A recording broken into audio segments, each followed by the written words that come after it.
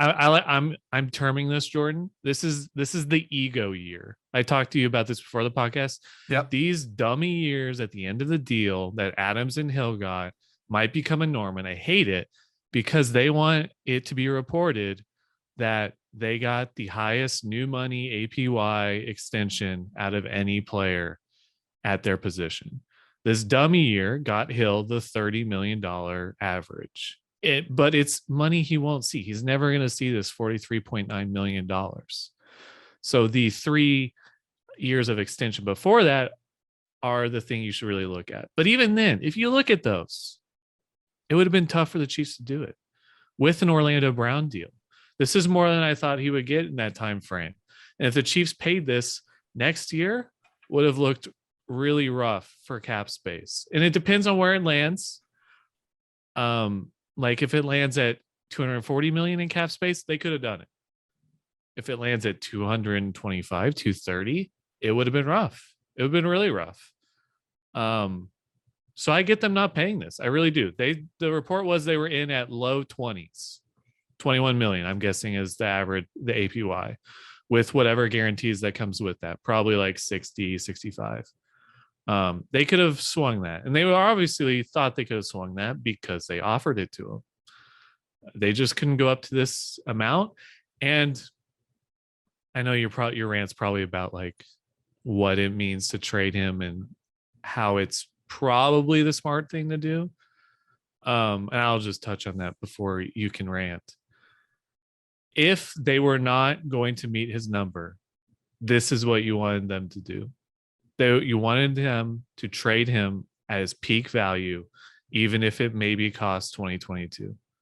Because if you let him walk next year, you're not getting a first, a second, and more. You're getting a third round comp pick. They could franchise tag him and trade him. It's just, I don't think he was even playing this year if he didn't get this contract. So he wouldn't play. Then you have to trade him next off. Just do it now. Just do it now. Start the retooling now. So I get it. I get it from that view. I get it seeing his contract now. It makes sense, but it just hurts seeing an all-time franchise great leave. Football is a business. Football's a business.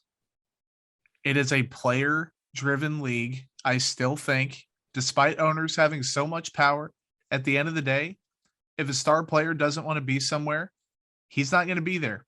Whether it takes a year, whether it takes 2 years, whether he demands a trade in an ugly situation, whether he silently requests one and gets traded, unhappy star plus possible tension plus money equals get the hell out.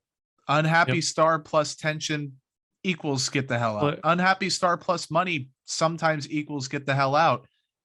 I'm not saying there was tension within the Chiefs organization. I'm not saying that. It hasn't been reported. I'm saying the Tyreek Hill situation was fishy. I'm saying that him declining the restructure when it didn't have really, it was a telltale sign. And we said last year, Connor, on this very podcast, very weird. And it doesn't seem right. And throughout the year, we were like, there's a non-zero chance, a legitimate one, that Tyreek Hill's not a Chief, that they forfeit on paying him. Did I expect them to trade him now? I didn't. I expected them to let him walk or franchise tag, look for a trade. I think I'm kind of anti-draft. I'm not anti-draft pick. I think draft picks are a little overvalued. With that said, the Chiefs can't keep kicking this tin can down the road. You can't keep trading your picks for proven players. You have to make those picks at some point. You have to get value out of those picks at some point. Brett Veach is getting better at that. I don't trust him to do right by these picks, but I trust him more now than I have in the past. I think. Imagine if he didn't have last year's draft. Exactly. Oh my God. It would be a dumpster fire, and it still isn't great. But I still have questions too. Yes. Because last year's draft was, those players were not premier positions. It was center, guard, and linebacker. Yep. Can he hit on the premier position? I still don't know. And he has to this year. Mm-hmm. The pressure is on.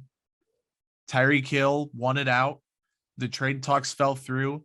It's all unfortunate. In an ideal world, if you're the Chiefs, you get the extension done. It's before Devontae Adams. Tyreek Hill's still a Chief. He gets there for the rest of his life. He stays there, blah, blah, blah. Happy ever after. Football's a business. Bad timing mixed with a stubborn player, a stubborn organization. And stubborn isn't an insult. It just means they knew what they wanted and they couldn't come to an agreement. And I think that's what happened here. The Chiefs recouped what they could. And I mean, you can do a lot worse than a first, a second, and a fourth this year, and a fourth and a sixth next year, and 20 million in cap savings and some flexibility, a lot more in the breathing future. room, and a lot more in the future. The Chiefs, they're going to fall off for a year and take a reset. People are misconstruing that. A reset year does not mean they're punting on a playoff trip. It means they're punting on going all in, just as they have went all in the past 4 years. When Patrick Mahomes was making 3 million, 4 million, 5 million bucks, whatever, it's a lot easier to go all in. He's not making that anymore. The top heavy roster is coming back to get them.